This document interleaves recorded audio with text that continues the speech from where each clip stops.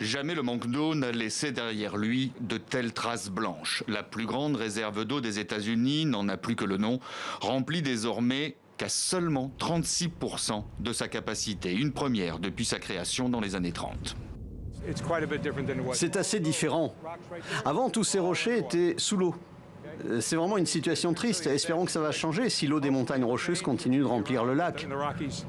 Manque de précipitations, record de température battus d'année en année, le cocktail explosif pour engendrer des périodes de sécheresse de plus en plus longues, de plus en plus intenses. Nul doute pour les experts que le dérèglement climatique n'y est pas étranger. Le comportement des hommes non plus. Le lac alimente en eau 40 millions d'habitants dans 7 États. 70% de cette eau est directement utilisée pour l'agriculture.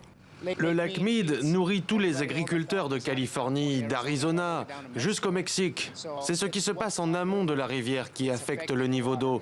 Et l'année dernière, nous n'avons pas eu de pluie, pas à Las Vegas. Cette année, plus de 97% du territoire du Grand Ouest est en état de sécheresse contre 65% l'an passé.